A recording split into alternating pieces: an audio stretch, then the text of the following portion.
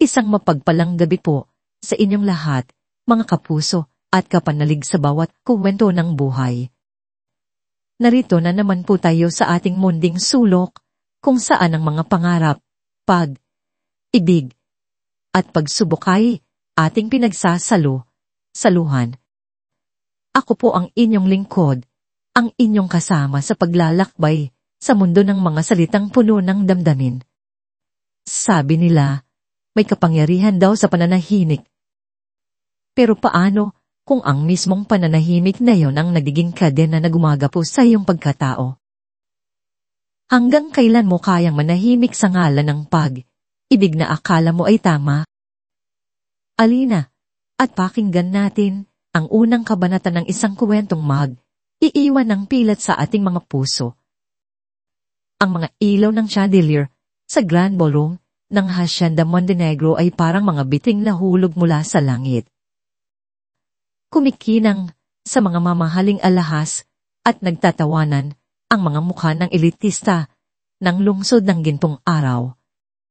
Ang hangin ay puno ng amoy ng mga imported na pabango at masasarap na pagkain. Perpekto ang lahat. Isang perpektong kasinungalingan. Mula sa kanyang kinauupuan, pinilit ni Liwayway Alcantara Montenegro na panatilihin ang isang matamis na ngiti sa kanyang mga labi. Ang isang kamay niya ay automatikong humahaplos sa kanyang bilugang tiyan. Ang munting buhay na dinadala niya ang iisang katotohanan sa mundong ito na binuo ng pagkukunwari. Ito na sana ang iklimang buwan niya. Ang munting asa sa loob niya ang tanging kumakapitan sa kanya sa tuwing nararamdaman niyang guguho na ang lahat. At sa gabing ito, malapit nang gumuho ang lahat. Ang kanyang mga mata ay nakapakos sa kanyang asawa, si Castilla. Isang pangalan na bumabagay sa kanyang tindig. Matangkad, makisig, at may isang arogansya na hindi maitatago. Ngunit ang atensyon nito ay hindi na sa kanya, kundi sa babaeng katabi nito, si Mahalina Velez. Ang tawa ni Mahalina ay parang tunog ng nababasag na kristal, matinis at mapanganib. Ang bawat halakak nito ay parang isang sampal sa pagkataon ni Liwayway. Nakapulupot ang mga daliri nito sa braso ni Castilla na parabang ito ang may-ari. At ang pinakamasakit sa lahat, hinahayaan lang ito ng kanyang asawa. Lumapit ang isang waiter, aalok ng champagne. Umiling lang si Liwayway. Tubig na lang. Salamat. Narinig ito ni Mahalina. Dahan itong lumingon sa kanya. Ang mga mata nito ay mapanuri mula ulo hanggang sa kanyang tiyanan na medyo umbok na, "Oh, that's right. Hindi ka pala pwedeng uminom," sabi nito. Ang boses ay matanis, ngunit puno ng lason. "You're always so right, Liwayway.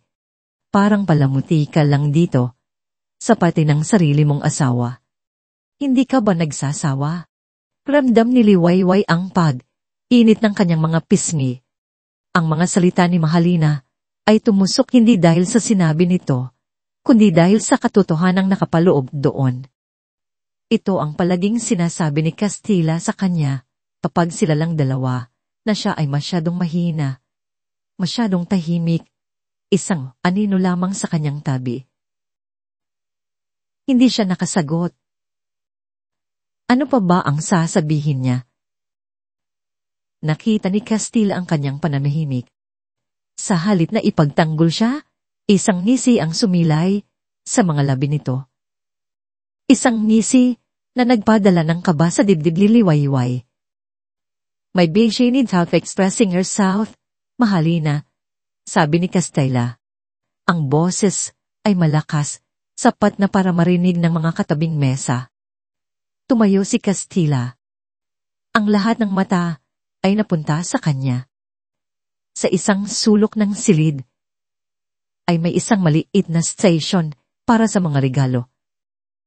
Lumakad siya patungo roon. Ang bawat hakbang ay may bigat na nagpapahiwatig ng kapangyarihan. At mula sa mga ganit pang regalo, kinuha niya ang isang bagay na kumikinang sa ilalim ng ilaw ng chandelier, isang rollo ng silver ductate. Agsimulang bumilis ang tibok ng puso ni Liwayway. Hindi niya gagawin ito. Hindi dito. Hindi sa harap ng lahat. Ngunit nagkamali siya. Pumalis si Castilla sa kanilang mesa, hawak ang rolyo ng tape na parang isang trofeo. Ang mga ngiti sa paligid ay unting nawala, napalitan ng pagkalito at hindi komportabling katahimikan. Maging si Mahalina ay nagulat, ngunit mayroong isang kislap ng masamang kasiyahan sa mga mata nito. Ito ang gusto niya, ang makitang napapahiya si Liwayway. Now, Mahalina, sabi ni Castilla, ang tingin ay diretso kay Liwayway. My wife. She's na embodiment daw sa lens. Is her great sa storage. But sometimes, it's better to make it official. Bago pa man makagalaw o makasigaw si Liwayway, mabilis na kumilos si Castilla. Kumuha ito ng isang mahabang piraso ng tape. Ang tunog ng pagpilas nito sa rolyo ay umalingaw-maw sa katahimikan ng ballroom. Isang tunog na hindi malilimutan ni Liwayway. Hinawakan nito ang kanyang panga. Sinubukan niyang pumalag, ngunit ang hawak ni Castilla ay bakal. Ang takot ay gumapang sa kanyang buong katawan, nagyayelo sa kanyang mga uga. Ang kanyang mga mata ay nagmamakaawa, hindi lamang sa kanya kundi sa lahat ng mga taong nanonoo. Ngunit walang sinuman ang kumilos, walang sinuman ang nagsalita. At pagkatapos, idinikit nito ang malamig, malagkit na pilak na tape sa kanyang bibig. Isang pigil na hikbi ang kumawala mula sa kanyang lalamunan. Ngunit ang tunog ay namatay sa ilalim ng selyo ng tape. Ang amoy ng kemikal nito ay sumuot sa kanyang ilong. Ang kahihiyan ay parang isang kumukulong likido na bumuhos sa kanyang buong pagkatao. There, sabi ni Castilla. Umanga sa kanyang gawa. Perkat. Now she looks exactly as she should be. Sinbad not hard. Isang tawa ang bumasag sa katahimikan, ang tawa ni Mahalina. Sinundan ito ng mga alanganing pagtawa mula sa ibang mga bisita, mga taong mas natatakot sa kapangyarihan ni Castilla kaysa sa kanilang sariling konsensya. Hindi na kinaya ni Liwayway. Ang kanyang mga binti ay nanghina. Ang kanyang paningin ay nanlabo dahil sa mga luhang namumuo. Gumuho siya. Bumagsak mula sa kanyang upuan patungo sa malamig na marmol na sahig. Sa kanyang pagbagsak, sa gitna ng umiikot na mga ilaw at malabong mga mukha, isang bagay ang nakuha ng kanyang pansin. Sa isang sulok ng kisame na nakatago, sa mga detalyadong disenyo ng plaster, may isang maliit na itim na bagay. At sa gitna nito, may isang maliit na pulang ilaw, isang ilaw na dahan, at paulit na kumikislap. Bago pa man bumagsak si Liwayway sa sahig, nakatalikod na si Silang Montenegro. Hindi niya kailangang makita ang katapusan ng eksena. Ang tunog pa lang ng pagkapilas ng dakik-tape ay sapat na. Isang hatol na isinulat sa hangin, isang kasalanang hindi na mabubura. Ang bawat hakbang niya palayo sa Grand Ballroom ay kalkulado. Ang kanyang mukha ay isang maskara ng kalmadong awtoridad. Isang reyna na naglalakad sa kanyang palasyo. Walang sinuman ang makakabasa sa bagyong nang mumuo sa loob niya. Ang mga bumabati sa kanya ay tinatangwan lang niya. Ang kanyang ngiti ay manipis at malamig na parang yelo. Ngunit sa loob niya, ang bawat hibla ng kanyang pagkatao ay sumisigaw. Pumasok siya sa kanyang pribadong opisina sa kabilang dulo ng hasyenda, Isang santuwaryo, ang katahimikan at kapangyarihan. Isinara niya ang mabigat na pinto na gawa sa Nara, at ang ingay ng party ay biglang naglaho na palitan ng isang nakabibinging katahimikan. Sa dilim, ang taning liwanag ay nagmumula sa isang hilera ng mga monitor ng security. Hindi siya umupo, nanatili siyang nakatayo. Ang kanyang postura ay tuwid at matigas na parang isang estatwa. Ang kanyang mga daliri ay nakakuyong sa kanyang tagiliran. Sa isang pindot, ang diyon ng kamera mula sa itaas ng Grand Ballroom ay lumitaw sa pinakamalaking screen. At doon, pinanood niya ang lahat. Pinanood niya ang dahang pagbagsak ng mundo ng kanyang manugang. Nakita niya ang pagmamakaawa sa mga mata ni Liwayway. Narinig niya sa pamamagitan ng sensitibong mikropono ang malupit na mga salita ng kanyang sariling anak. Nakita niya ang ngisi ni Castilla, isang ngisi ng isang demonyo na nasisiyahan sa pagpapahirap. At narinig niya ang pinakamasakit na tunog sa lahat, ang tunog ng tawanan ni Mahalina at ang alanganing pagsunod ng mga bisitang walang ginawa. Walang luhang pumatak, ngunit sa loob niya, isang dambuhalang damang nabasad. Ang pot at pighati ay rumagasa, nagbabantang lunurin siya. Naalala niya ang dahilan. 3 linggo na ang nakalipas sa isang agahan. Napansin niya ang isang maliit at halos makitang pasa sa pulsuhan ni Liwayway. Habang inaabot nito ang isang tasa ng kape, sinubukan itong takpan ng dalaga. Ngumiti ito at sinabing naipit lang daw sa pinto ng sasakyan. Ngunit nakita ni silang ang saglit na takot sa mga mata nito. Sa araw na yon, lihim siyang nagpatawag ng pinagkakatiwalaan niyang security expert. Sa araw na yon, ang kamera ay ikinabit. Umaasa siyang mali ang kanyang hinala. Umaasa siyang hindi niya ito kakailanganin. Ngayon, ang kamera na yon ay naging saksi sa isang krimen at siya, ang ina, ang magiging hukom. Dahan niyang kinuha ang telepono sa kanyang mesa. Ang kanyang mga daliri ay hindi nanginginig. Ang kanyang pag-iisip ay malinaw na parang kristal. Tapos na ang pagiging inang nagbubulag-bulagan. Oras na para maging si Silang Montenegro, ang babaeng nagtayo ng imperyo mula sa wala. Ang unang tawag ay para kay Attorney Di Marco, ang punong abogado ng Montenegro Corporation. Ginoo, sabi niya, ang kanyang boses ay walang emosyon na parabang uutos lang ng isang simpleng transaksyon sa negosyo. Face mo ang lahat ng personal at corporate assets ni Katila. Lahat ng bank accounts, credit cards, at trust funds.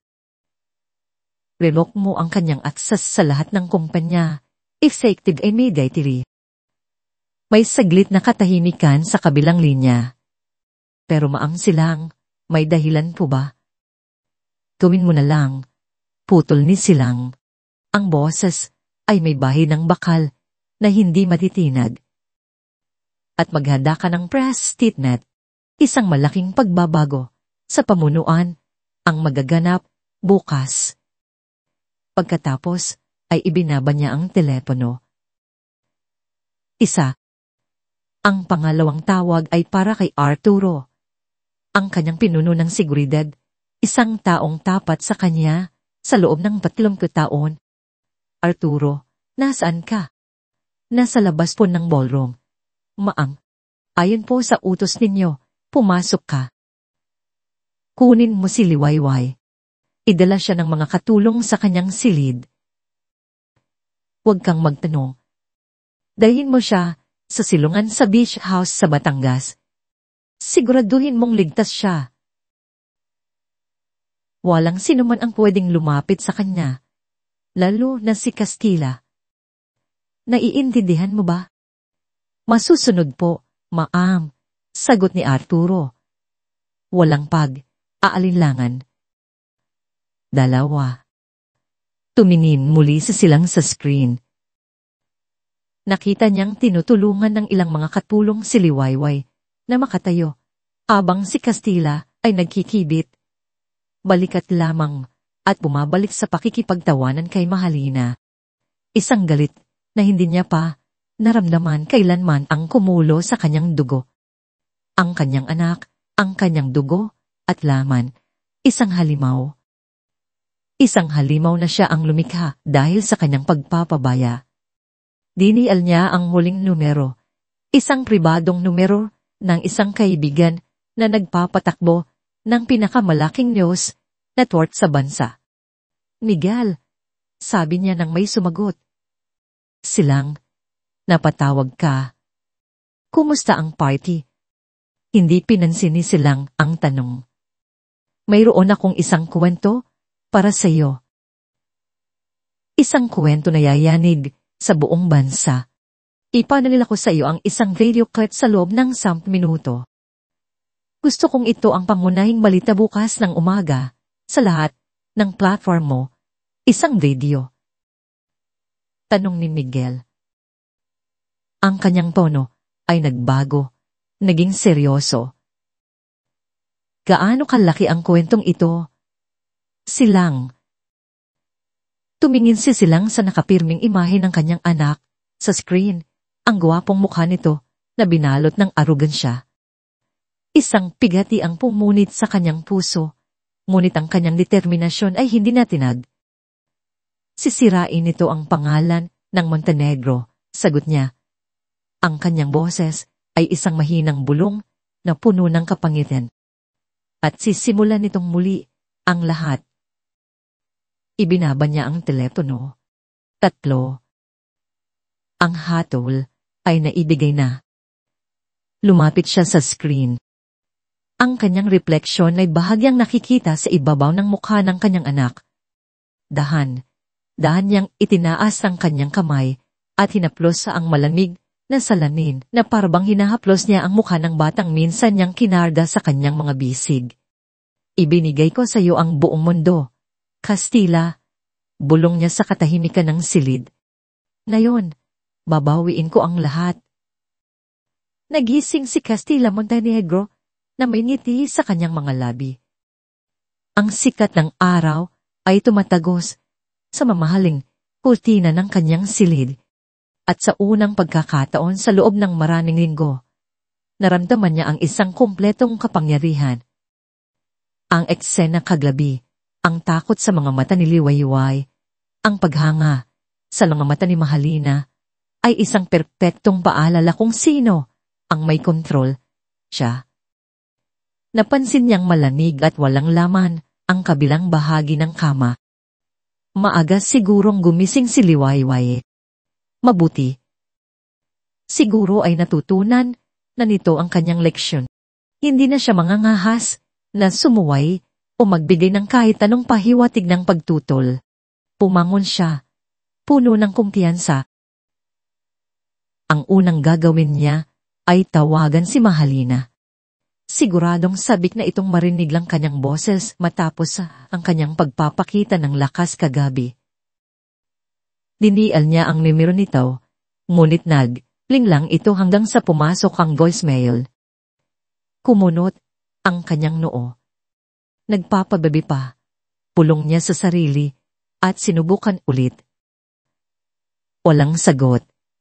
Tisinantabi niya ang inis, marahil ay tulog pa ito. Nagpasya siyang maligo at maghanda para pumasok sa opisina.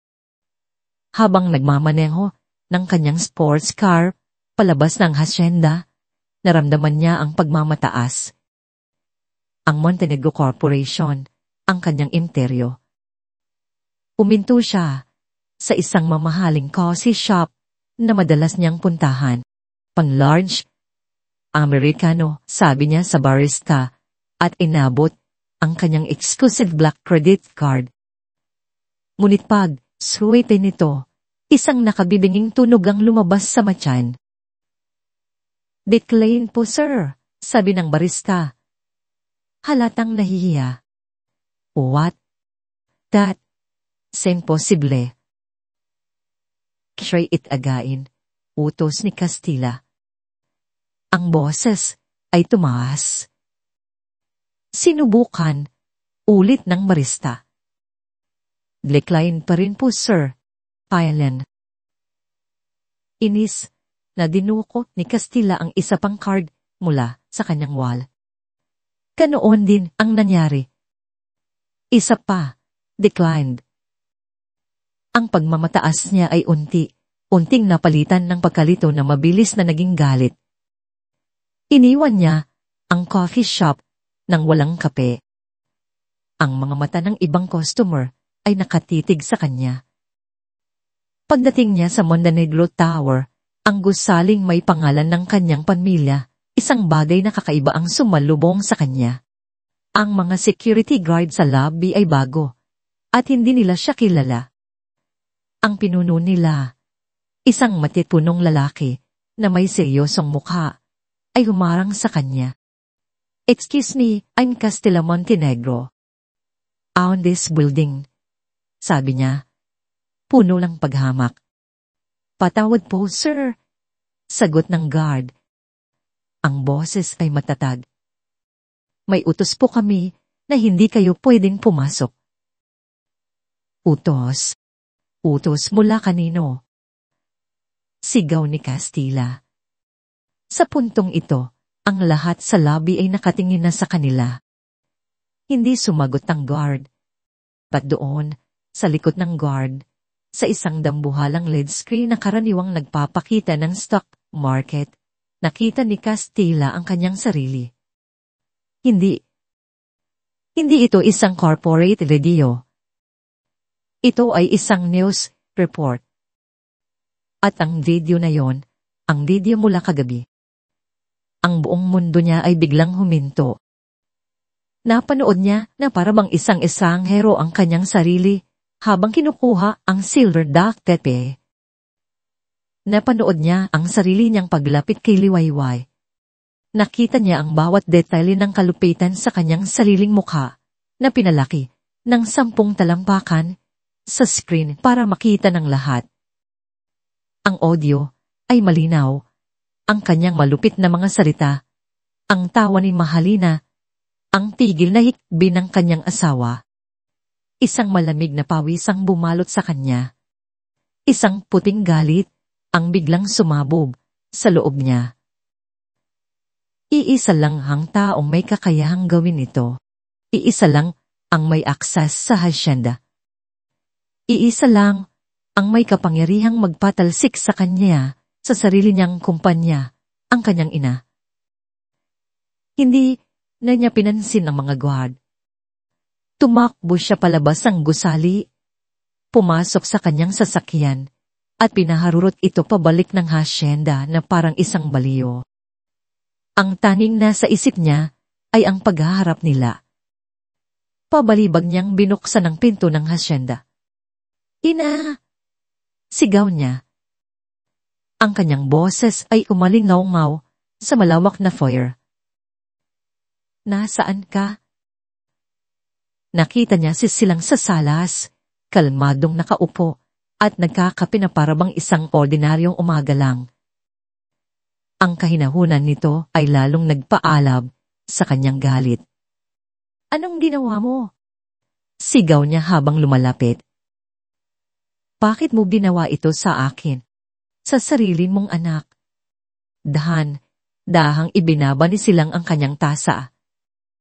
Tumingin siya kay Castilla, at sa mga mata nito, wala nang kahit anong bahid ng pagmamahal ng isang ina. Ang nakita lang ni Castilla ay ang malamig at matigas na tingin ng isang CEO na kausap ang isang tauhang nagkamali. Hindi ko ito ginawa sa iyo, Castilla, sagot niya. Ang boses ay payapa, ngunit mabigat. Ginawa mo ito sa sarili mo. Ako lang ang nagbukas ng ilaw para makita ng lahat. Dahil sa babaeng iyon, dahil kay Liwayway, sinisira mo ang pamilya natin para sa kanya. Siya ang pamilya mo. Biglang tumaas ang boses ni Silang sa unang pagkakataon. Ang babaeng pinahiya mo, sinaktan mo, ay nagdadala ng apo ko sa kanyang sinapupunan. At, anong ginawa mo? Ginawa mo siyang katatawanan para sa isang babaeng ang habol lang ay ang pera mo, hindi mo naiintindihan. Ako ang hindi nakakaintindi. Tumayo, si Silang. Ako ang nagbigay sa iyo ng lahat, Kastila, pangalan, pera, kapangyarihan.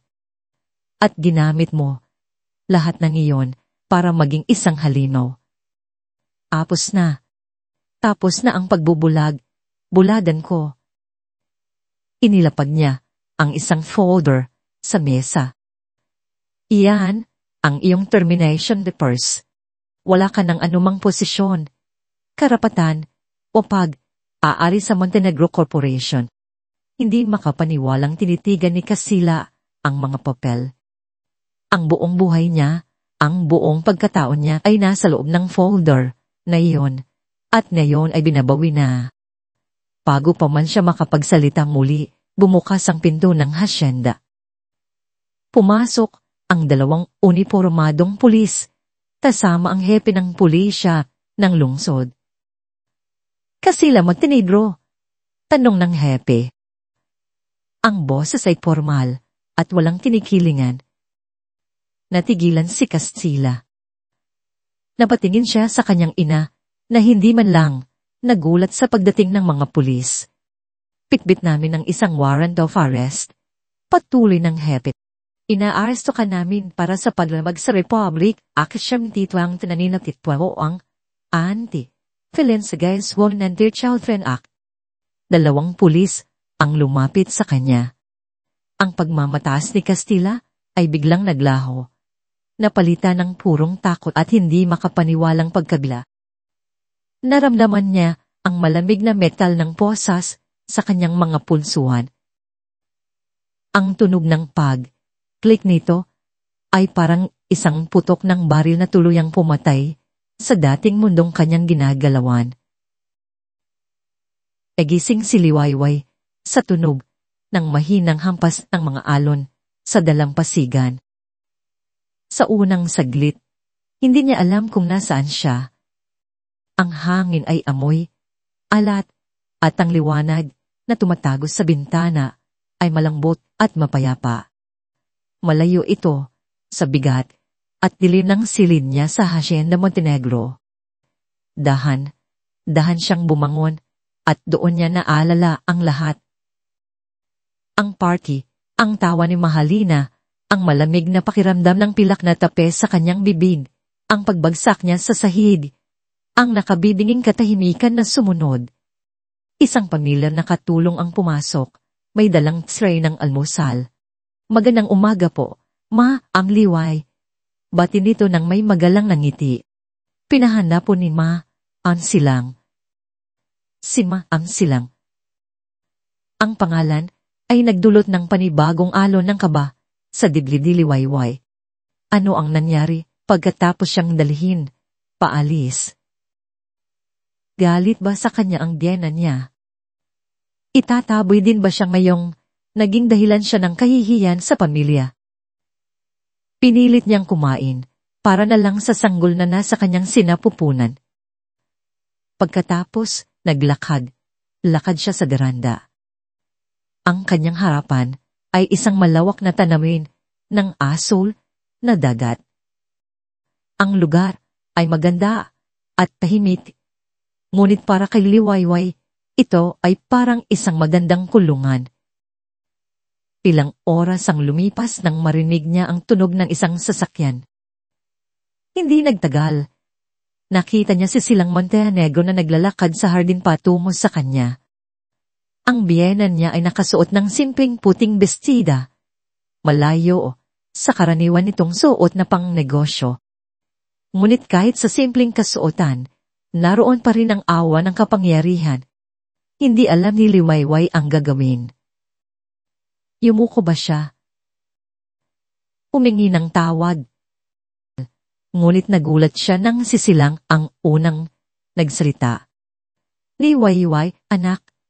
Sabi nito. Ang boses ay pagod, ngunit puno ng isang emosyon na hindi pa niya narinig mula rito. Pagsisisi. Umupo, sisilang sa isang upuan sa tabi niya. Sa unang pagkakataon, hindi niya tinitingnan si Liwayway bilang asawa ng kanyang anak, kundi bilang isang taong nasaktan. Patawarin mo ako, bulong ni Silang. Ang mga mata ay nakatitig sa malayong abot, tanaw. Patawarin mo ako, dahil hinayaan kong mangyari ito. Patawarin mo ako, dahil sa halimaw na pinalaki ko. Naluha si Liwayway. Ang mga salitang iyon ay isang bagay na hindi niya inaasahan. Wala po kayong kasalanan, ma'am. May kasalanan ako, putol ni Silang at lumingon ito sa kanya. Sa mga mata ng matadang babae, nakita ni Liwayway ang isang malalim na pighati. Matagal ko nang nakikita ang mga senyales, pero pinili kong huwag pansinin. Akala ko, magbabago siya. Akala ko, ang pag-ibig mo ay sapat na para baguhin siya. Nagkamali ako. Dito na ikinumento ni Silang ang lahat. Ang tungkol sa lihim na kamera na ipinakabit niya. Ang panonood niya sa video. Ang mga tawag na ginawa niya. Ang pagpapa-freeze sa lahat ng assets ni Castilla. Ang pagpapakalat ng video sa media. At ang pinakahuli. Inaresto na siya. Liwayway. Kaninang umaga lang. Ang balita ay tumama kay Liwayway na parang isang malakas na sampal. Ang asawa niya nasa kulungan. Kahit gaano pa siya kasama, may isang maliit na bahagi sa puso ni Liwayway na umasa pa rin na maayos ang lahat. Ngunit ngayon, wala nang babalikan. Tapos na. Umiyak siya, hindi dahil sa awa para kay Castilla, kundi dahil sa bigat ng lahat ng nangyari. Umiyak siya para sa nasirang pamilya, para sa nawalang pag-ibig, at para sa batang nasa sinapupunan niya na lalaking walang ama. Hinayaan lang siya ni Silang na umiyak. Hinaplos nito ang kanyang likod. Isang kilos ng pagdamay na mas makahulugan pa kaysa sa anumang salita.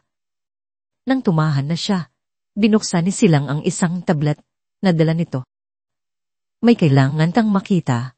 Pinindot nito ang play. Sa screen, lumabas ang video sa news report. Napanood ni Liwayway ang sarili niyang kahihiyan. Ngunit sa pagkakataong ito, iba na ang kanyang naramdaman. Hindi na ito takot, kundi isang uri ng paglaya. Nakita niya ang katotohanan sa paraang hindi niya pa nakita dati. Ang kanyang pananahimik ay hindi pag-ibig. Ito ay pagpahagit sa kasamaan. Bakit niyo po ito ginagawa? Tanong ni Liwayway. Ang boses ay mahina. Dahil hindi ka nag-iisa, sagot ni Silang.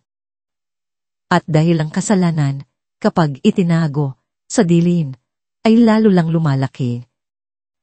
Panahon na para harapin ang liwanag. Tumating ang isang lalaking naka-suit, dala ang isang briefcase. Ipinakilala siya ni Silang bilang si Attorney DeMarco. Liwayway, sabi ni Silang.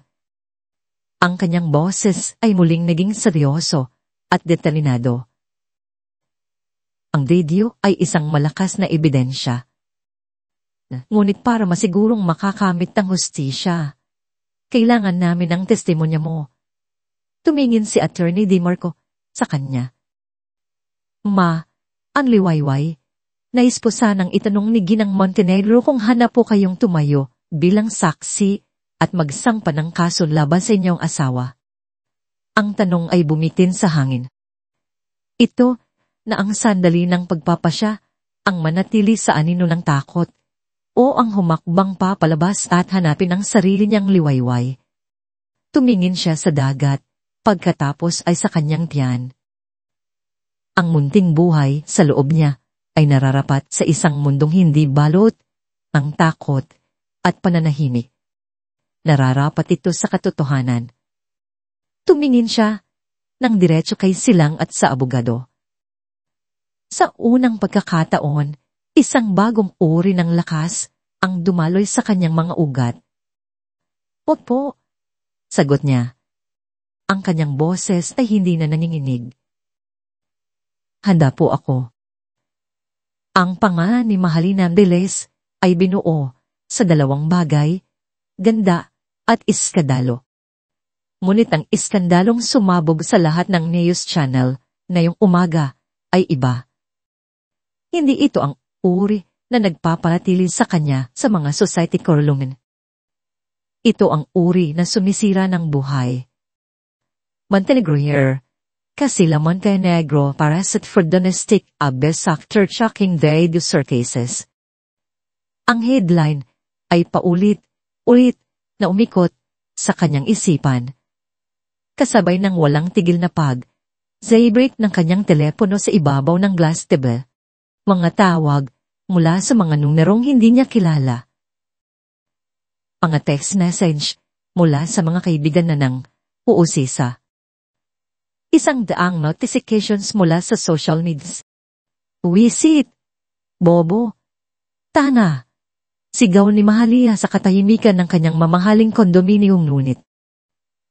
Ibinato niya ang isang tropeo sa 60-inch television kung saan phrase ang mukha ni Castilla habang pinupusasan. Hindi siya galit para kay Liwayway.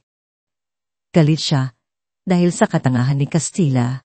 Hinayaan nitong masira ang lahat, ang magandang buhay, ang mga alahas, ang hinaharap na sana ay sa kanya. Kailangan niyang umalis. Iyon ang unang pumasok sa isip niya. Self-preservation. Mabilis siyang kumilos na parang isang magnanakaw sa sarili niyang bahay. Hindi mga damit ang una niyang inilagay sa maleta. Kinuha niya ang lahat ng alahas sa bigay ni Castilla, ang diamond necklace, ang mga hikaw na may esmeralda, ang Rolex watch. Sinunod niya ang mga designer bag, pinupuno ang mga ito ng iba pang maliliit, ngunit mamahaling gamit. Ito ang kanyang insurance. Ito ang kanyang puhunan para sa susunod na biktima. Habang iimbake, sinubukan niyang tawagan si Castilla. Voicemail. Sinubukan niya ang pribadong numero ni Silang. Cannot be reached. Siyempre, pinutol na siya. Isa na lang siyang dumi na kailangang walisin. Pagkatapos niyang punuin ang dalawang maleta, nagsuot siya ng malaking sunglasses at isang scarf para takpan ang kanyang mukha. Dala ang bigat ng kanyang kayamanan, binuksan niya ang pinto ng kanyang unit at sinalubong siya ng isang pader ng mga kumikislap na ilaw. Miss Veles, anong masasabi mo sa video? Nandoon ka ba nang mangyari iyon? Kayo ba ang dahilan ng aaway nila? Sangkot ka ba sa krimen? Isang kumpol ng mga reporter at cameraman ang aabang sa kanya sa hallway. Napaurong siya sa gulat at takot. Paano nila nalaman kung saan siya nakatira? Paano sila nakapasok sa gusaling ito na may mahigpit na seguridad? Sinubukan niyang isara ang pinto, ngunit huli na. Ang kanilang mga tanong ay parang mga batong ibinabato sa kanya. Ang mga flash ng kamera ay parang mga kidlat na bumubulag sa kanya. Ang kanyang pinagplanumang tahimik na pagtakas ay naging isang circus. Wala akong alam. Wala akong kinalaman diyan. Sigaw niya habang pilit na itinutulak ang mga kamera palayo. Nagawa niyang makalusot at tumakbo papunta sa elevator. Ang mga reporter ay humabol sa kanya, patuloy sa kanilang mga sigaw. Pagsara ng pinto ng elevator, sumandal siya rito, habol ang kanyang hininga. Ang kanyang puso ay kumakarera hindi dahil sa pagod kundi sa purong takot. Nakalabas siya ng gusali sa pamamagitan ng Bisnet parking, ngunit alam niyang sinusundan pa rin siya. Kailangan niya ng tulong. Kailangan niya ng pera. Kailangan niya ng bagong tagapagtanggol. Sa loob ng kanyang sasakyan, habang nagmamaneho ng walang tiyak na direksyon, sinimulan niyang tawagan ng kanyang mga backup plan, mga ibang mayayamang lalaki, na minsan na rin niyang pinaligaya. Ang una, isang matandang senador, ay hindi sinagot ang tawag niya. Ang pangalawa, isang batang negosyante, ay sumagot, ngunit ang boses ay malamig. Mahalina, I think it's best if we don't talk for a while. This Montenegro is soon. It's too messy. At ibinaba ang telepono. Ang pangatlo ay mas brutal. Are you crazy calling me? Lalite, my number. Isa. Ang mga pader na akala niya ay matibay ay gumuho. Ang kanyang ganda at alindog ay walang silbi niya yon. Ang kanyang pangalan ay naging lason. Ang pagiging malapit sa kanya ay isang panganib na walang gustong harapin. Desperada na siya. Umuwi siya sa kanyang kondo. Umaasang humupa na ang Mega Francie. Ngunit pagpasok niya sa lobby, isang lalaking nakasimpleng damit ang lumapit sa kanya. Miss Mahalina Deles? Tanong nito. Oo, asking. Sagot niya nang may pagdududa. Inabot ng lalaki ang isang bound envelope. Pinabibigay po ng Regional Trail Cart. Nanginginig ang mga kamay ni Mahalina habang binubuksan ng sobre. Sa loob, isang opisyal na dokumento, isang subpoena. Ipinapatawag siya bilang isang material na saksi sa kasong isinampalaban kay Castilla Montenegro. Ang pagtakas ay hindi na isang opsyon. Isa na siyang parte ng kwento. Isa na siyang piyesa sa laro. Umupo siya sa sofa ng kanyang madilim na sala. Ang subpoena ay nasa kanyang mga kamay. Naramdaman niya ang pagka-gap. Kung magsisinungaling siya para protektahan si Castilla, maaari siyang makasuhan ng perjury. Kung sasabihin niya ang totoo, siya ang magiging kontrabida sa mata ng lahat, at siguradong gagantihan siya ng mga Montenegro sa paraang alam niya ay kaya nilang gawin. Wala nang matatakbuhan, wala nang matatawagan. Biglang umilaw ang screen ng kanyang telepono. Isang text message mula sa isang numerong hindi rehistrado. Dahan niya itong binuksan. Iisa lang ang laman ng mensahe. Alam namin na nandoon ka. Sabihin mo ang totoo kung ayaw mong lumubog kasama ng barko. Ang amoy ng City JL ay isang bagay na hindi mailalarawan ng sapat ng mga salita. Isang pinaghalong amoy ng pawis, disinfectant, at kawalan ng pag-asa. Ito ang unang bumati kay Silang Montenegro. Pagpasok niya sa deceiving area, isang amoy na dumikit sa kanyang mamahaling damit at tila kumapit hanggang sa kanyang kaluluwa. Ang lugar ay isang ganap na kabaligtaran ng lahat ng bagay na kumakatawan sa pangalang Montenegro. Ang sahig ay magaspang na semento, hindi makintab na marmol. Ang mga dingding ay kulay abo at nababakbak, hindi pinalamutian ng mga obra maestra. Ang ilaw ay malamig at matalin, hindi mainit at kaaya-aya. Dito, sa lugar na ito, walang halaga ang kanyang pangalan. Umupo siya sa isang bakal na upuan. Sa pagitan nila ay isang makapal na salamin na puno ng mga gasgas. Sa kabilang panig, isang bakal na pinto ang bumukas at lumabas ang kanyang anak. Ang Castilla Montenegro na humarap sa kanya ay hindi na ang makisig at aroganting prinsipe ng lungsod ng gintong araw. Nakasuot ito ng isang kupasing kulay, kahil, na uniforme ng bilanggo. Ang buhok niya ay magulo. Mayroon siyang mga maitim na bilog sa ilalim ng kanyang mga mata. At sa kanyang mukha, isang pinaghalong galit, pagkalito, at isang bagay na hindi pa nakikita ni silang dati, takot. Kinuha ni Castilla ang teleponong nakakabit sa pader.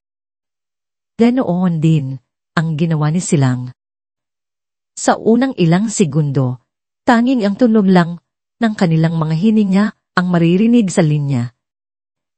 Ina, sabi ni Castilla, ang boses ay magaspang. Castilla, sagot ni silang. Ang kanyang boses ay kalmado, ngunit walang init. Isang mapait na ngiti ang sumilay sa labi ni Castilla. Sutlites, desit, desis, your grandland. Itaapon ang sarili mong anak sa impyernong ito. Hindi ito plano, Castilla. Ito ay bunga. Bunga ng mga pinili mong gawin, sagot ni silang. Ang kanyang mga mata ay hindi bumibitiw sa pagkakatitig sa anak. Dahil lang sa isang maliit na pagkakamali. Isang biro na hindi naintindihan. Sumbat niya. Look at me. Ako ito, ang anak mo. Paano mo nagawa ito sa akin? Sinira mo ang buhay ko, ang pangalan ko. Lahat ng pinaghirapan ko. Hinayaan lang siya ni silang nailabas ang lahat ng kanyang galit. Tinitigan niya lamang ito.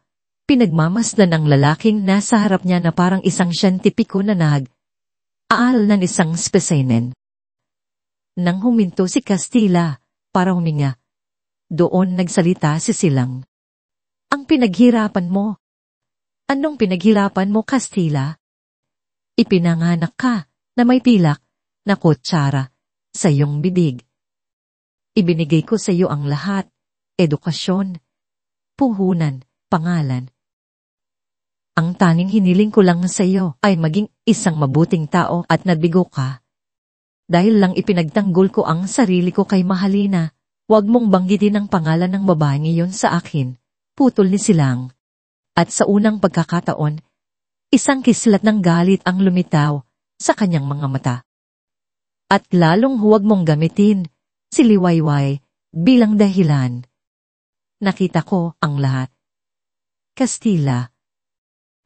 Nakita ko ang kasiyahan sa mga mata mo habang sinasaktan mo ang isang babaeng walang laban. Ang ina ng magiging anak mo. Iyon ay hindi isang pagkakamali. Iyon ay kasamaan. Natigilan si Castilla. Ang katotohanan sa mga salita ng kanyang ina ay parang isang suntok sa kanyang sikmura. Ang kanyang mga balikat ay unding ng hina. Ang galit sa kanyang mukha ay napalitan ng isang anyo ng pagkabigo. So ano na ngayon? Tanong niya. Ang boses ay mas mahina na, ahayaan mo na lang ba akong mabulok dito? Ang ina mo, Castilla, ay namatay noong gabing iyon, sabi ni silang. Ang kanyang boses ay bumalik sa pagiging kalmado. Ngunit may bigat ng isang pinanahatol. Ang babaeng kaharap mo ngayon ay ang taong sinisigurong haharapin mo ang mga rehas ng katotohanan. Please, ina. Parang awa mo na. Pagmamakaawa ni Castilla at dito na nagsimulang mamasa ang kanyang mga mata. Iligtas mo ako. Gagawin ko ang lahat. Sorry. Sorry. Okay. Patawarin mo na ako. Ito na ang sandaling kinatatakutan ni silang ang makita ang kanyang anak na nagmamakaawa, na nagpapakita ng pagsisisi. Ngunit alam niyang ang mga luhang ito ay hindi para kay Liwayway. Ang mga luhang ito ay para sa sarili niya. Pinikit ni silang ang kanyang mga mata ng mariin. Huminga siya ng malalim. Ang pagpapatawad, Kastila, ay hindi isang bagay na basta ibinibigay. Ito ay isang bagay na pinagsisikapan. At ang pagsisisi ay hindi nagsisimula sa pag-iyak. Nagsisimula ito sa ako ng kasalanan. Tumayo na si Silang. Ina, huwag mo akong iwan dito, sigaw ni Kastila. Ang kanyang mukha ay puno ng desperasyon habang tumatayo na rin. Ikinuktok niya ang salamin. Ina, please, hindi na lumingon si Silang. Habang naglalakad siya palayo, naririnig niya ang mga sigaw ng kanyang anak. Ang bawat sigaw ay parang isang patalim na tumutusok sa kanyang likod. Ngunit nagpatuloy siya sa paglakad. Bago siya tuluyang lumabas ng pinto, huminto siya at nagsalita. Hindi sa telepono kundi sa hangin. Sapat lang para marinig niya. Ang taning kalayaan mo na lang ngayon ay ang tanggapin ng katotohanan, anak ko. At pagkatapos, lumabas siya. Iniiwan ang kanyang anak sa likod ng mga rehas na bakal at sa likod ng mas matibay pang rehas ng kasalanang siya mismo ang gumawa. Ang mga unang araw sa silungan ay mga araw ng pananahimik. Ngunit ito ay isang ibang uri ng katahimikan. Hindi ito ang mabigat at nakakatakot na katahimikan na ipinataw ni Kastila sa Hacienda Montenegro. Ito ay isang katahimikang may espasyo para humina, mag-isip at maggilom. Sa payo ni Silang, pumayag si Liwayway na makipag-usap sa isang therapist. Isang mabait na babaeng nagngangalang Doc Reyes na 2 beses sa isang linggo ay bumibiyahe patungo sa beach house. Sa kanilang unang sesyon, halos walang salitang namutawi sa bibig ni Liwayway. Nakaupo lang siya, ang mga kamay ay magkalapat sa ibabaw ng kanyang tiyan. Ang tingin ay nasa sahig. Hindi mo kailangang magsalita kung hindi ka pa handa, Liwayway, mahinahong sabi ni Doc Perez. Minsan, ang upo lang kasama ng isang taong nakikinig ay sapat na. At iyon na ang ginawa nila. Ngunit sa mga sumunod na uusap, dahang bumukas ang mga sugat. Sinimulan niyang ikwento ang tungkol sa gabi ng party. Ang bawat salita ay parang isang bubog na kailangan niyang bunutin mula sa kanyang lalamunan. Naramdaman ko na parang wala akong halaga, bulong niya. Na isa lang akong bagay na pwede niyang paglaruan sa harap ng lahat. At kailan mo unang naramdaman iyan sa kanya? Tanong ng doktora. Ang simpleng tanong na yon ay nagbukas ng isang pinto sa kanyang alaala, isang pinto na matagal na niyang pilit na isinasara. Igla, hindi na ang party ang nasa isip niya.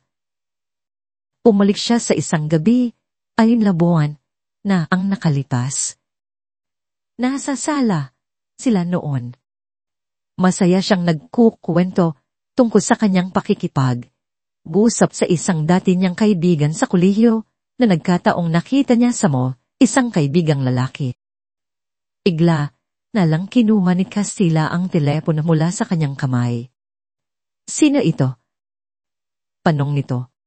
Ang boses ay malanig. Kaibigan ko lang, Kastila. Si Marco. Naikwento ko na siya sa iyo. Hindi na niya natapos ang sasabihin niya. Nang walang babala, ibinato ni Kastila ang kanyang telepono sa pader. Ang nakabibining tunog ng pagbasag nito ay umalinumaw sa buong silid, sinundan ng isang nakakatakot na katahimikan. Ang mga piraso ng itim na salamin at plastik ay kumalat sa sahig na parang mga durog na pangarap. Hindi siya tumingin kay Liwayway. Tinitigan lang nito ang basag na telepono. Nadulas lang sa kamay ko, sabi nito. Ang boses ay kalmado na masyado. Ibihan na lang kita ng bago bukas. Noong gabing iyon, hindi siya natako. Noong gabing iyon, naniwala siya sa kasinungalingan nito. Tinulungan pa niya itong pulutin ng mga piraso habang humihingi ng tawad na hindi niya alam kung para saan. Ngayon, habang inaalala niya ito sa harap ni Dr. Reyes, naramdaman niya ang tunay na takot. Natakot siya sa sarili niya, sa babaeng nagbulag. Bulagan. Hindi lang pala iyon ang unang beses. Sabi niya, ang mga luha ay nagsimulang dumalo. Marami pang iba. Ang mga pagseselos niya, ang pagkontrol sa mga sinusuot ko, ang paglalayo niya sa akin sa mga kaibigan ko. Pinaniwala niya akong lahat ng iyon ay pagmamahal. Pero hindi pala. Iyon ay simula pa lang ng pagtatayo ng kulungan ko. Sa pagitan ng kanilang mga sesyon, binigyan ni Dr. Reyes si Liwayway ng isang blankong kuwaderno. Isulat mo ang lahat, sabi nito. Ang mga hindi mo masabi ng malakas, isulat mo, at nagsulat na siya. Ang unang salitang isinulat niya sa unang pahina ay takot.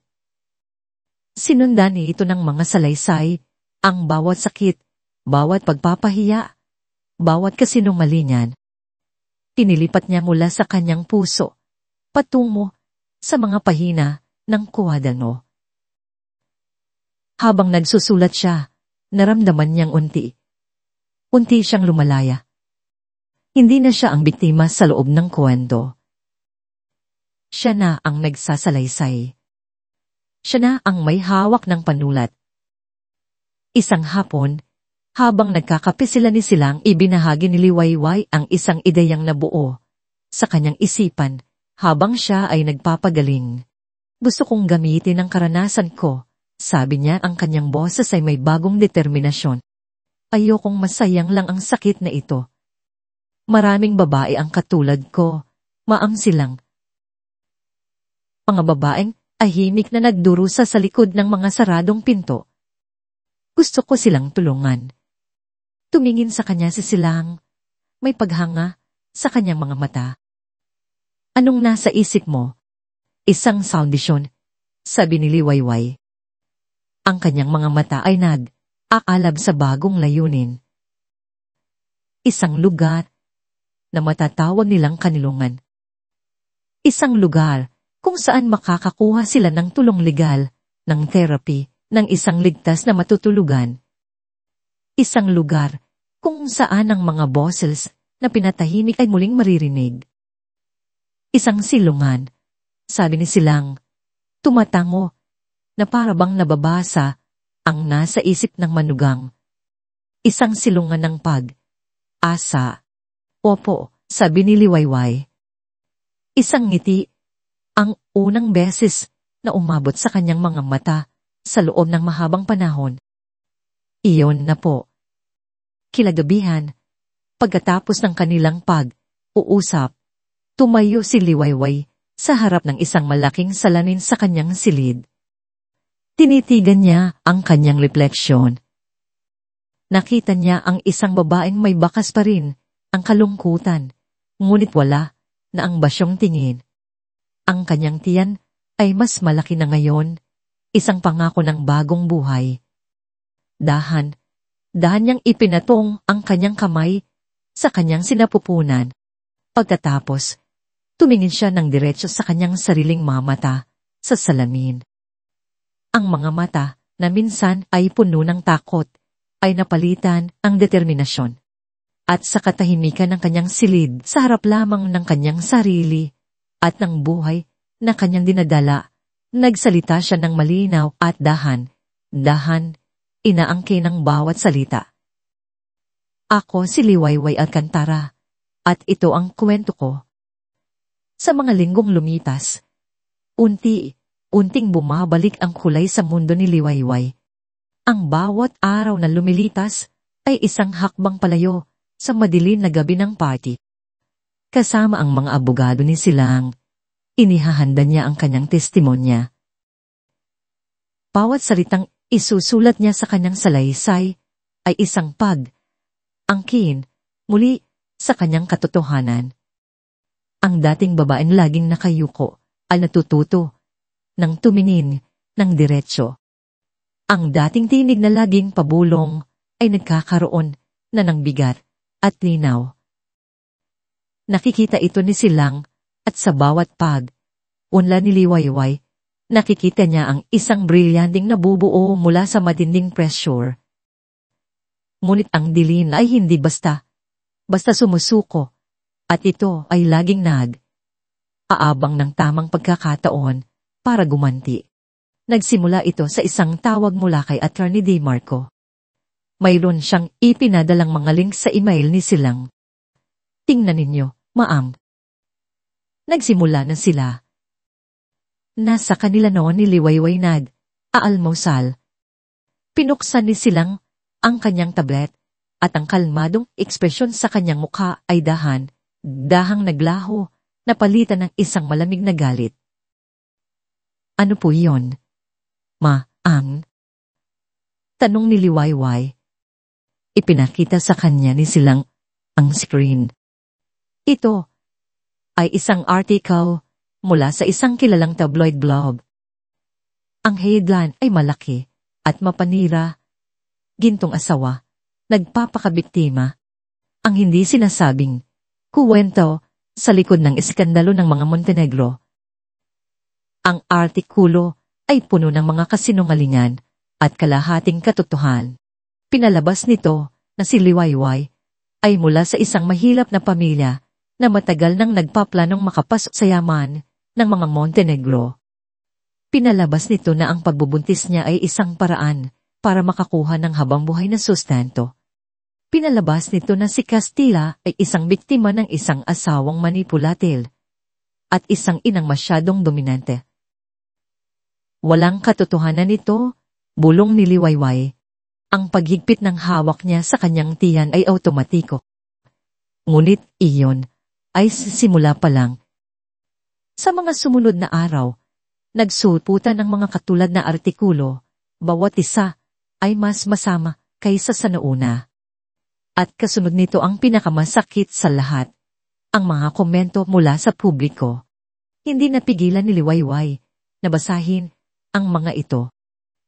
Ang bawat salita ay parang isang lason na dahang pumapasok sa kanyang sistema. Kawawang Castilla na klap ng isang gold digger. Alatan naman sa mukha ng babae, mukhang pera. Drama lang yan para makuha niya lahat ng yaman. Classic move. Kung talagang binubugbog siya, bakit ngayon lang siya nagsalita? Saka bakit ang nanay pa ni Castilla ang naglabas ng video? Fishy. Ang bawat komento ay isang sampal.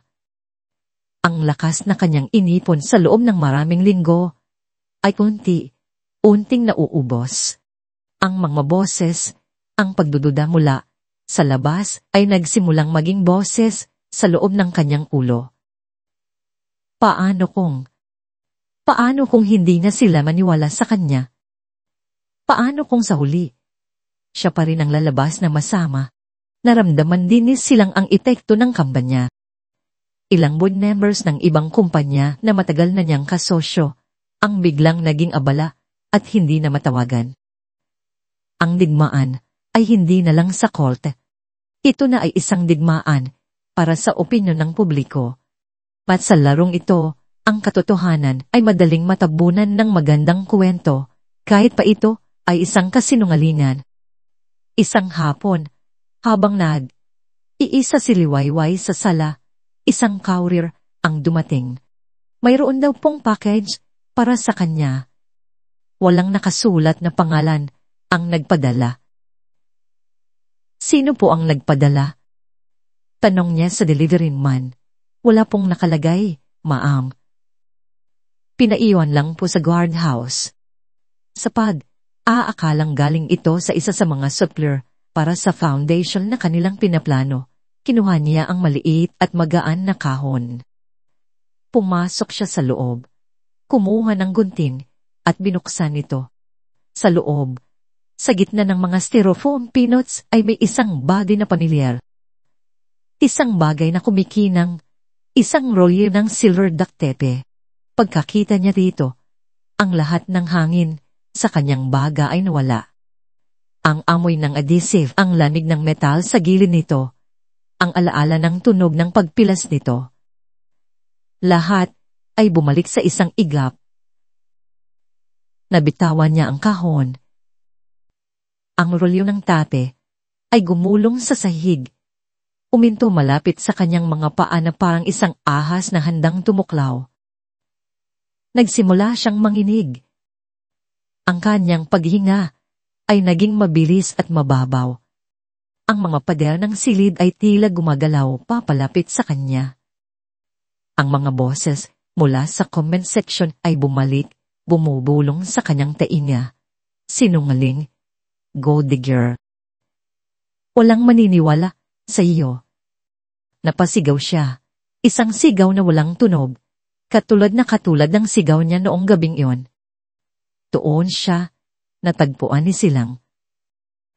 Nakaupo sa sahig, nakasandal sa pader, yakap ang kanyang mga tuhod habang umiiyak ng walang tigil. Nakita ni Silang ang kahon at ang laman nito. Sa isang saglit, isang purong galit ang dumaan sa mukha ng matandang babae bago ito napalitan ng matinding pag-aalala. Lumungod si Silang sa tabi ni Liwayway. Liwayway, anak, nandito ako. Umiling si Liwayway. Ang mukha ay basa ng luha. Hindi ko na po kaya. Ikbi niya. Ang bawat salita ay piraso. Hindi ko na po kaya, Maam Silang. Kaya mo ito. Malakas ka. Hindi po. Sigaw niya. Ang kanyang boses ay puno ng kawalan ng pag-asa. Tumingin siya ay Silang. Ang kanyang mga mata ay puno ng pagmamakaawa at pagkatao. Hindi na po ako lalaban. Hinawakan niya ang mga braso ni Silang. Hindi nila ako paniniwalaan. Alo na po tayo. Parang awan niyo na. Gusto ko na lang itong matapos. Hinawakan ni Silang Montenegro ang nanginginig na mga balikat ni Liwayway. Tinitigan niya ito ng diretso sa mga mata. Ang kanyang sariling mga mata ay hindi nagpapakita ng awa, kundi ng isang matatag na apoy. Gusto nilang sumuko ka, Liwayway, sabi ni Silang. Ang boses ay mahinahon, ngunit may bigat. Ang bawat partikulo, bawat komento, at lalo na ang duct tape na yan, lahat ng yan ay ginawa para sirain ka, para patahimikin kang muli. Kung susuko ka ngayon, sila ang nanalo. Umiling si Liwayway, ang mga luha ay patuloy na dumadaloy. Pero ang sakit na po. Alam ko, sabi ni Silang. Pero isipin mo ito.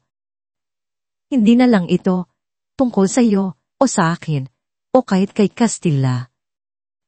Ito ay tungkol sa lahat, ang babaeng nasa parehong sitwasyon. Pangababaeng nanonood, na yun. Aabang kung ano ang gagawin mo, kung mananahimik ka. Sinasabi mo sa kanilang manahimik na rin sila. Pero kung lalaban ka, uminto si Silang, hinayaang lumubog ang kanyang mga salita. Kung lalaban ka, bibigyan mo sila ng boses. Sa mga salitang iyon, may nagbago sa mga mata ni Liwayway. Ang pagmamakaawa ay dahang napalitan ng isang bagay na mas malalim. Naalala niya ang kanyang kuwadalno. Naalala niya ang pangarap niyang silungan ng pag-asa. Ang pagpapadala ng duct tape na nilayon para maging isang ganting mula sa dilin ay naging isang hindi inaasahang mitsa. Ito ang huling patak na nagpaapaw sa baso, hindi ng takot, kundi ng tapang. Pinunasan niya ang kanyang mga luha. Ang kanyang panga ay tumigas. Tumingin siya sa rolyo ng tapis sa sahig, hindi na bilang isang simbolo ng kanyang kahihiyan, kundi bilang isang armas na ihaharap niya pabalik sa kanila. Ano po ang gagawin natin? Tanong ni Liwayway. Ang kanyang boses ay nanininig pa rin, ngulit mayroong himig ng determinasyon. Isang maliit na ngiti ang sumilay sa mga labi ni Silang. Hindi tayo magtatago. Hindi tayo sasagot sa dilim. Harapin natin sila sa liwanag. Kinabukasan, ang media na dating nanghuhusga sa kanila ay nakatanggap ng isang imbitasyon para sa isang agarang press conference sa main ballroom ng Montenegro Tower, ang mismong lugar kung saan si Silang mismo ang nagpatalsik sa sarili niyang anak. Ang silid ay puno ng mga reporter, blogger, at news crew. Ang kanilang mga kamera ay parang isang gutong na kawan ng mga lobo. Nagbubulungan sila. Ano ang sasabihin ang mga Montenegro? Aatras na ba sila sa kaso? Nang lumabas sina Silang at Liwayway mula sa isang pinto sa gilid, isang biglaang katahimikan ang bumalot sa silid. Si Silang ay nakasuot ng isang itim na power suit. Ang kanyang presensya ay kasing tikas ng dati. Ngunit ang lahat ng mata ay napunta kay Liwayway. Hindi siya ang babaeng nakayuko na nakita nila sa kumalat na video. Nakasuot siya ng isang simpleng puting bestida na nagpapakita ng kanyang pagbubuntis. Ang kanyang buhok ay nakatali ng maayos. Ang kanyang muka ay walang kolorete, maliban sa mga mata niyang nagliliyab sa isang kalmadong intensidad. Naglakad siya ng may dignidad. Ang isang kamay ay nasa kanyang tiyan. Ang isa pa ay nakahawak sa isang bagay na hindi pa nila makita. Umupo sila sa isang mesang inihanda sa harap. Inayos na silang ang mikropono. Salamat sa inyong pagdating, simula niya. Maraming nasabi at naisulat tungkol sa aking pamilya sa mga nakaraang araw. Ngayon, oras na para marinig ninyo ang katotohanan, hindi mula sa mga tsismis, kundi mula mismo sa taong nasa sentro ng lahat. Iginawi niya ang kanyang kamay kay Liwayway. Huminga ng malalim si Liwayway. Inilapit niya ang mikropono sa kanyang bibig. Ang tunog ng kanyang paghinga ay dinig sa buong silid. Ang pangalan ko po ay Liwayway Alcantara Montenegro. Pagdatapos niya, idinagdag ang apelido na parang isang mabigat, ngunit kinakailangang pasanin. At ako po ang babae na nakita ninyo sa video. Isang katahimikan ang bumalot sa silid. Ang mga daliling handa ng ay sa laptop ay huminto. Ang mga kamera na nakaumang ay hindi gumagalaw. Walang daya sa video na yon. Patuloy niya. Ang kanyang boses ay kalmado, ngunit matatag. Ang bawat segundo noon ay totoo. Ang sakit, ang kahihiyan, ang takot. Lahat po yun ay totoo. Huminga siya ng malalim. Inaalala ang mga salitang isinulat niya sa kanyang kuwadlarino. Marami akong nabasa tungkol sa akin sa mga nakaraang araw. Na ako raw ay isang gold digger. Na ginamit ko lang ang aking asawa para sa kanyang yaman, na ako ay manipulative. Tumingin siya sa bawat sulok ng silid. Inahayaang makita ng lahat ang sinseridad sa kanyang mga mata.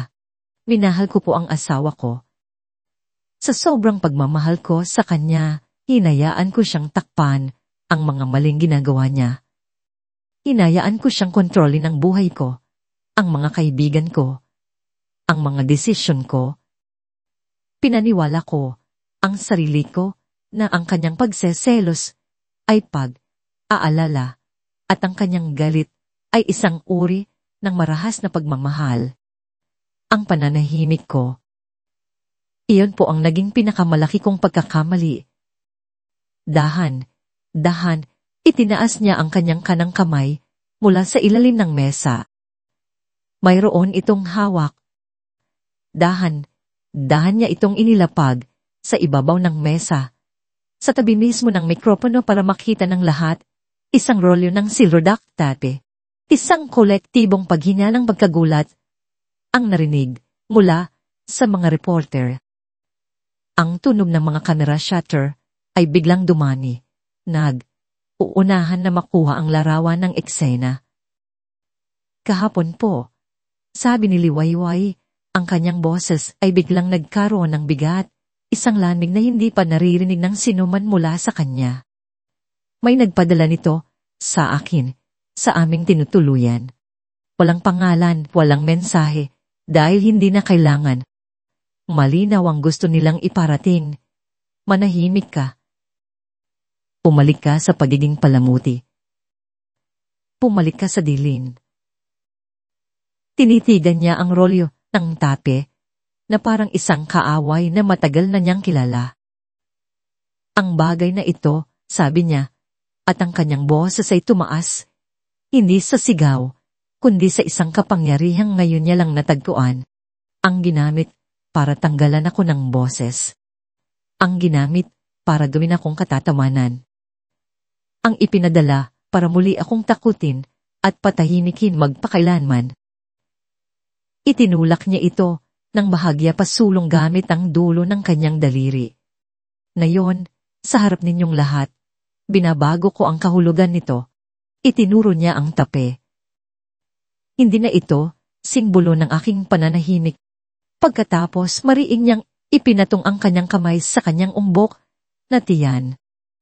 Ito na ngayon, ang simbolo ng pagsasalita.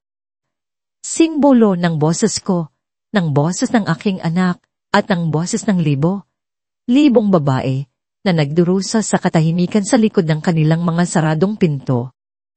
Tumingin siya ng diretso sa pinakamalapit na kamera, na para bang kinakausap niya ang bawat isang taong nanonood sa kanilang mga tahanan. Hindi na po ako natatakot at hindi na ako muling mananahimik. Pagkatapos ng kanyang huling salita, hindi na siya muling nagsalita. Isang nakabibinging katahimikan ng sumunod na binasag lamang ng walang humpay na pag-flash ng mga kamera. Ngunit iba na ang enerhiya sa silid. Hindi na ito pang uusig. Ito ay pagkamangha. Dahang inilagay ni silang ang kanyang kamay sa likod ni Liwayway, isang kilos ng suporta. Hindi man lang corrupt si Liwayway.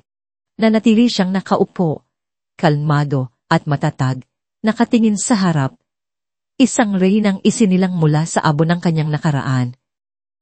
Sa isang malinis at modernong opisina sa kabilang bahagi ng lungsod, pinapanood ni Attorney Ramirez, ang magaling na abogado ni Castilla. Ang lahat sa isang malaking flat screen. Ang kanyang mukha ay hindi maipinta. Ang kasong akala niya ay madali. Isang away asawa na pinalaki lang, ay bigla na lang naging isang pambansang kusada. Nang ipakita ng kamera ang close-up ng rolo ng duct tape sa mesa, kasama ang determinado at buntis na mukha ni Liwayway, malakas niyang ibinagsak ang kanyang mamahaling pluma sa mesa. Hindi lang nila tayo natalo sa naratibo. Mukhang matatalo na tayo sa digmaan. Kay Castilla Montenegro, ang courtroom ay isang banyagang planeta. Sanay siya sa mga boardroom, kung saan ang kanyang salita ay batas, sa mga mamahaling restaurant kung saan siya ang sentro ng atensyon. Dito, isa lang siyang akusado, nakaupo sa isang matigas na upuang kahoy. Ang kanyang mamahaling suit ay parang isang costume na hindi bumabagay sa kanya. Ang bawat tingin mula sa jury, sa hukom, sa mga taong nasa gallery ay parang isang pisikal na suntok. Ang unang bahagi ng paglilitis ay isang malabong panaginip para sa kanya. Ngunit ngayon, ang lahat ay nakasalalay sa testimonya ng dalawang babae. Ang una ay si Mahalina Velez. Umakyat siya sa witness stand na parang isang partista, suot ang isang konserbatibong damit. Ang kanyang mukha ay maingat na inayos para magmukhang inosente at bahagyang natatakot. Sa direktang pagsusuri ng abogado ni Castilla, sinubukan niyang ipinta ang nangyari bilang isang biruan lamang na lumabis. Castilla can't be playful, sabi niya. Ang boses ay malambing. He was just trying to lighten the mood. Liwayway was always so serious. It was a joke, a prank that went too far. Walang mali siya. Ngunit sa cross-examination ni Attorney De Marco, ang titro ni Mahalina ay gumuho. Miss Velez, simula ng abogado ni Silang. Ang boses ay kalmado, ngunit matalas. Sinasabi ninyo na ito ay isang biro. Ngunit mayroon po akong kopya ng mga text messages na ipinadala ninyo sa inyong kaibigan kinagabihan ding iyo. Ipinakita sa malaking screen ang mga mensahe. Mahalina, girl, you want to believe what happened. Castilla finally, patat, born was in your place. Kaibigan, what did he do? Mahalina, I literally keep her mouth shut. Sonepit, aon, him now. Nangmutla si Mahalina. Flat, out of context, sabi niya. Ang kanyang boses ay biglang naging manipis. Pakipaliwanag po sa korte kung anong context ang magpapabago sa kahulugan ng mga salitang I-own now. Tanong ni De Marco. Hindi nakasagot si Mahalina.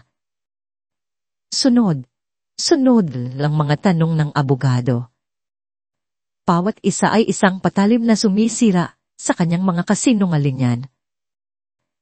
Nang tanungin siya tungkol sa sugpuena at sa biglaan niyang pagtatangkang umalis ng bansa, nagsimula na siyang mataranda. Ang kanyang mga sagot ay naging paiba.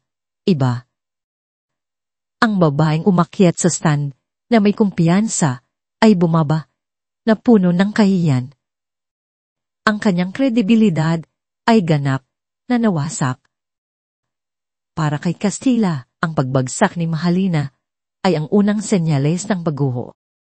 Ang babaeng pinagtatiwalaan niyang magliligtas sa kanya ay siya pang unang nagbaon sa kanya sa kumunoy. At pagkatapos, tinawag ang pangalawang babae. Ang prosekusyon ay tinatawagan si Ginang Liwayway Alcantara Montenegro. Ang pagpasok ni Liwayway sa courtroom ay nagdulot ng isang biglaang katahimikan. Ang kanyang bawat hakbang ay mahinahon at may dignidad. Ang kanyang simpleng puting bestida ay lalong nagpatingkad sa kanyang pagbubuntis. Hindi siya tumingin sa gallery o sa jury. Ang kanyang mga mata ay nakatuon sa isang direksyon lamang. Nang siya ay umupo na sa witness stand, tumingin siya ng diretso kay Castilla. Sa sandaling iyon, ang lahat ng inis sa isipan ni Castilla ay nawala. Sa mga mata ni Liwayway, wala siyang nakitang galit. Wala siyang nakitang paghihiganti. Ang nakita niya ay isang malalim at malinaw na lawa ng katotohanan. At sa ilalim nito, ang sakit na siya mismo ang nagdulot. Nagsimulang magtanong ang piskal, sumagot si Liwayway. Ang kanyang boses ay hindi naninginig. Isinalaysay niya ang mga pangyayari, hindi bilang isang nagrereklamong biktima, kundi bilang isang taong uulat lamang ng mga katotohanan. Ano po ang naramdaman ninyo noong sandaling iyon? Tanong ng piskal. Tumingin muli si Liwayway kay Castilla. Naramdaman ko po ang pinakamatinding kahihiyan na maaari mong iparamdam sa isang tao. Pero higit pa roon, sabi niya, at ipinatong niya ang kamay sa kanyang tiyan. Naramdaman ko po ang takot. Hindi para sa sarili ko, kundi para sa anak ko. Sa unang pagkakataon, hindi na iniisip ni Castilla ang kanyang sarili, ang kanyang pangalan, o ang kanyang kalal. Ang taning nakikita niya ay ang babaeng minsan niyang pinangako ang poprotektahan. Ang babaeng dahan niyang sinira dahil sa sarili niyang kahinaan at kayabangan. Naalala niya ang itsura nito noong gabing iyon. Ang mga matang nanlalaki sa takot, ang pigil na hikbi sa ilalim ng tape. Ngunit ngayon, nakikita niya ito hindi na sa pamamagitan ang kanyang arogansya, kundi sa pamamagitan ng mga mata nito na puno ng dignidad. At ang bigat ng kanyang kasalanan ay bigla na lang bumagsak sa kanya. Isang bigat na hindi niya kayang buhatin.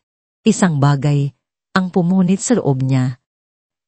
Ang padel ng pagmamataas sa matagal niyang itinayo ay gumuho sa isang iglap. Ang kanyang paghinga ay naging isang pigil na hikbi. Hindi niya napigilan. Isang mainit na likido ang dumaloy sa kanyang mga pisngi. Umiyak si Castilla Montenegro. Hindi isang tahimik na pagluha, kundi isang malakas at nakakakubang pag-iyak ng isang taong tuluyan ng nawasak. Yumuko siya, ipinatong ang kanyang noo sa matigas na kahoy ng mesa. Ang kanyang mga balikat ay nanginginig sa bawat hikbi. Ang tunog ng kanyang pag-iyak ang tanging maririnig sa buong courtroom. Ang piskal ay nagpatuloy sa kanyang closing argument. Ang kanyang mga salita ay tumatagos sa hangin. Ang daktape na ito ay hindi lang ginamit para takpan ang bibig ni Ginang Montenegro. Ginamit ito para patahimikin ang kanyang pagkatao, ang kanyang dignidad, ang kanyang kaluluwa. At ngayon, inihiling namin sa inyo na magbigay ng hatol na sisiglaw ng mas malakas kaysa sa anumang pananahimik. Ngunit hindi na ito naririnig ni Castilla. Nananatili siyang nakayuko, nalulunod sa sarili niyang dagat ng pagsisisi. Alam na sa wakas, tapos na ang lahat. Pagkatapos ng ilang sandali, ang hukom ay nagsalita. Ang jury ay maaari ng mag-deliberate. Tumayo ang 12 miyembro ng jury at tahimik na lumabas ng silid. Ang bawat segundo ng kanilang pagkawala ay parang isang kawalang hanggan. Pagkalipas ng isang oras, bumalik sila. Ang lahat sa courtroom ay tumayo. Ang puso ni Castilla ay dumadagundong sa kanyang dibdib. Itinaas niya ang kanyang ulo. Ang kanyang mga mata ay namumugto. Ang jury foreperson, isang babaeng may edad na, ay tumayo. Hawak ang isang piraso ng papel. Hindi siya tumingin kay Castilla. Tumingin siya ng diretsyo sa hukom. Galang na hukom, sabi niya. Ang kanyang boses ay malinaw at matatag. Sa kaso ng Piopo of the Philippines versus Castilla Montenegro, kami ang jury ay nagkakaisa sa aming hatol. Natagpuan namin ang akusado, si Castilla Montenegro, na guilty. Ang salitang guilty ay umalingaw sa buong courtroom. Matatag at pinal. Para sa karamihan, ito ay isang hatol lamang. Ngunit pa kay Liwayway, ito ay higit pa roon. Ito ay pagpapatunay. Ito ay paglaya. Ito ay ang simula ng kanyang bagong umaga. Hindi siya umiyak. Hindi siya ngumiti. Tahimik lang siyang tumanggap sa desisyon. Isang pang pakiramdam ang dumaloy sa kanyang buong katawan. Nakita niya mula sa gilid ng kanyang mga mata ang paglapit ng mga guwardiya kay Castilla na hindi na pumapalag. Ang mukha ay blanko, tanggap na ang kanyang kapalaran. Habang inilalabas siya ng silid sa huling pagkakataon, ang kanilang mga mata ay nagtagpo. Sa mga mata ni Castilla, wala nang arogansya o galit. Ang nakita na lamang niya ay isang malalim at basag na pagsisisi. Tumangulang si Liwayway ng bahagya, isang kilos na hindi ng pagpapatawad kundi ng pagtanggap at pagpapaalam. Nang matapos ang lahat, lumapit sa kanya si Silang. Walang salitang namagitan sa kanila. Niyakap na lamang ng matandang babae ang kanyang manugang, isang yakap na puno ng pasasalamat, respeto, at pagmamahal. Sa sandaling iyon, hindi na sila biyenan at manugang na isa ng isang sirang kasal. Sila ay dalawang babaeng magkasamang lumaban at nanalo. Isang taon ang lumitas. Ang hangin sa Grand Ballroom ng Montenegro Tower ay hindi na amoy pagkukunwari at tako. Ngayon, ito ay puno ng pag-asa. Ang lugar na minsan ay naging entablado ng isang malagim na krimen ay siya na ngayong lugar ng pagsilang ng isang bagong simula. Ang mga mamahaling palamuti ay pinalitan ng mga simpleng puting bulaklak. Ang mga bisita ay hindi na mga elitist ang naghahanap ng iskandalo, kundi mga social worker, mga abogado, mga surveyor, at mga taga-suporta mula sa iba't ibang sektor ng lipunan. Sa entablado, isang malaking banner ang nakasabit.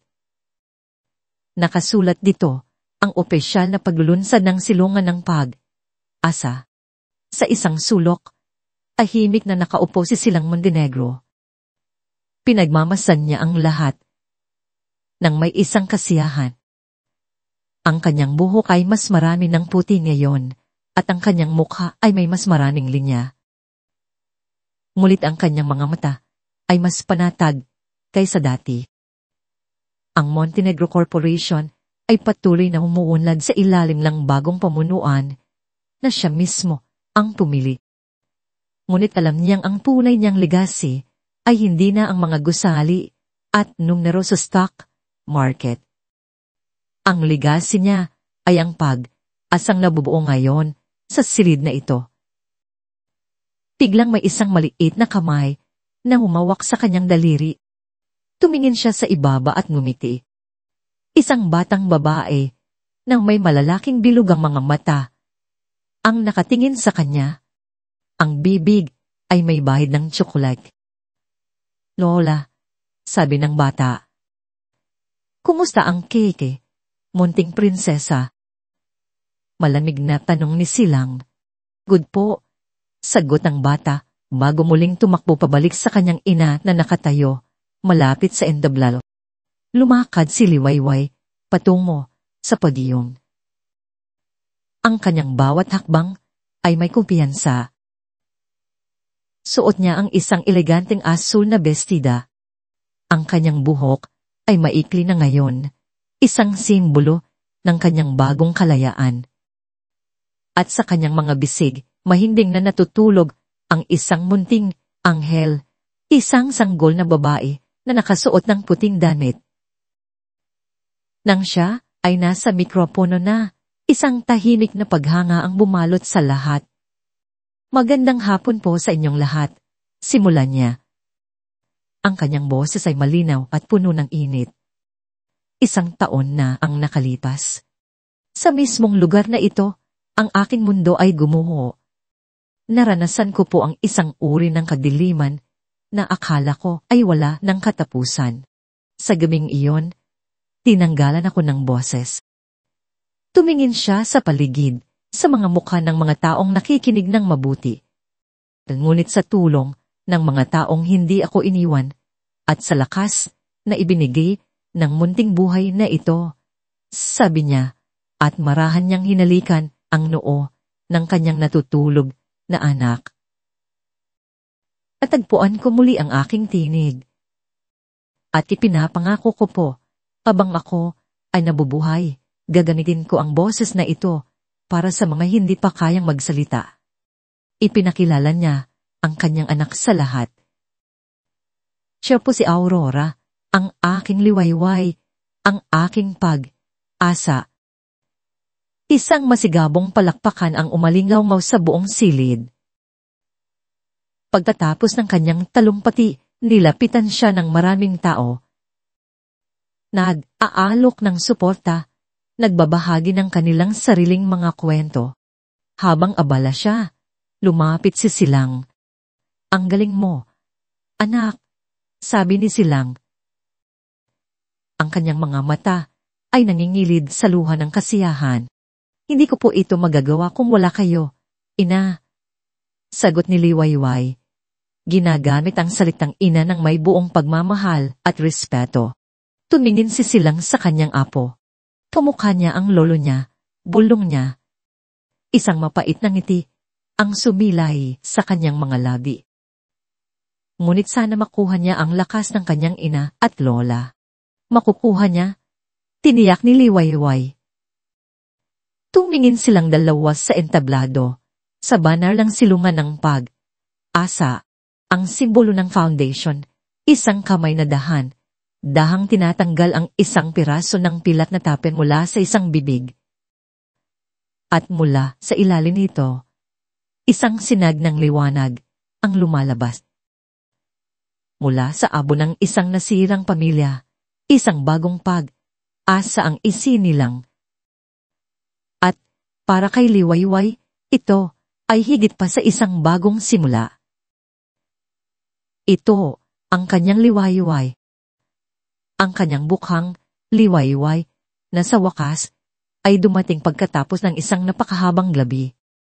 5 taon. 5 taon na ang lumipas mula nang huling makita ni Silang Montenegro ang kanyang anak na hindi sa likod ng isang salamin. Ngayon, sa isang espesyal na visiting area na mas maluwag at may kaunting sikat ng araw, umupo siya muli sa harap ni Castilla.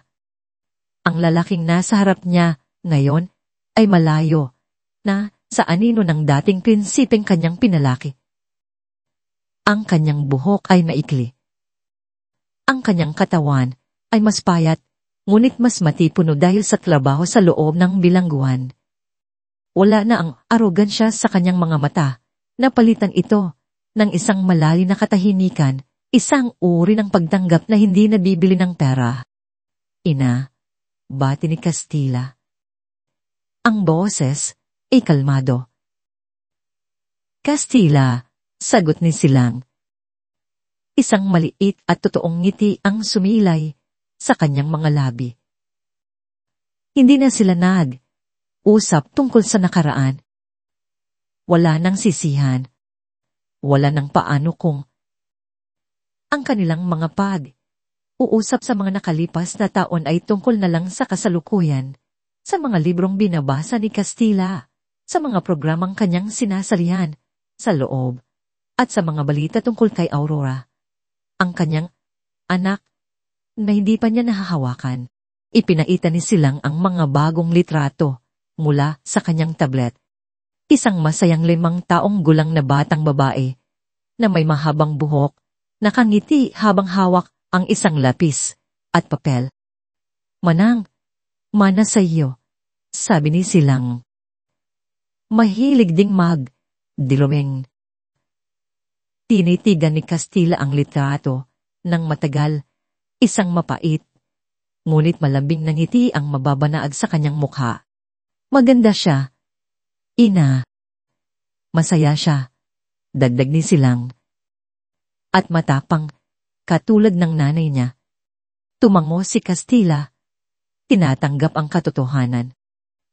Pagkatapos ng ilang sandali ng katahimikan, may inabot siyang isang maliit na bagay na nakabalot sa lumang dyaryo. "Para sa iyo, ma," sabi niya. Maingat itong binuksan ni Silang. Sa loob, isang maliit na canvas, hindi mas malaki kaysa sa kanyang palad. Ito ay isang painting ng mukhang Liwayway.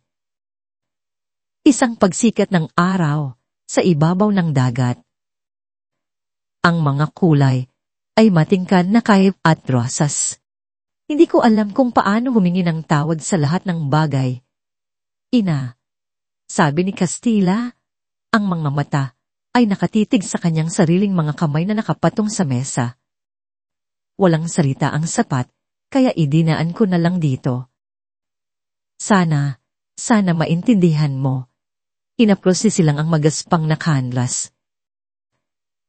Naintindihan niya. Ito ang amin ni Castilla sa lahat. Ito ang kanyang liwayway. Ito ang kanyang paraan ng pagsasabing naiintindihan na niya ang sinirang asa at ang bagong umaga na ipinagkait niya sa iba. Maganda ito, anak, sabi ni Silang. Ang kanyang boses ay bahagyang nabasag sa emosyon. Salamat. Alis niya sa bilangguan. Mahigpit niyang hawak ang maliit na painting. Ang bigat na matagal na niyang pinapasan sa kanyang puso. Ang bigat ng isang inang kailangang magparusa sa sariling anak ay gumaan ng tuluyan. Hindi ito madaling pagpapatawad. Ngunit ito ay isang uri ng kapayapaan. Sa kanyang uwi, dumaan siya sa opisina ng silungan ng asa.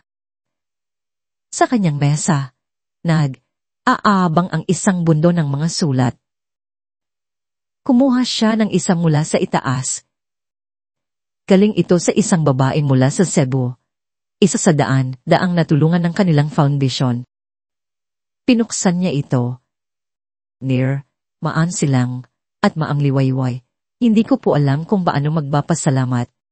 Noong una ko pong nakita ang kwento ninyo sa TV, nasa gitna po ako ng sarili kong kadiliman.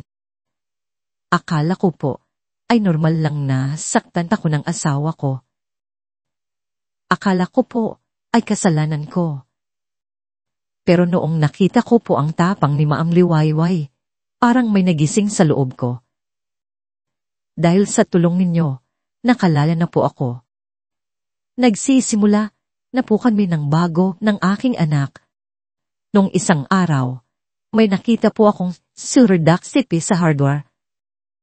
Dati po, nanginginig ako sa takot kapag nakakakita niyan. Pero ngayon, ngumiti lang po ako dahil para sa akin, hindi na po yun simbolo ng pananahimik. Simbolo na po yun ng asa. Salamat po sa pagbibigay sa amin ng boses. Niyakap ni Silang ang sulat. Ang sakit na kanilang pinagdaanan ay nagbunga ng libong bagong asa. Kinagabihan, nagtungo si Silang sa beach house sa Batangas, ang orihinal na silungan.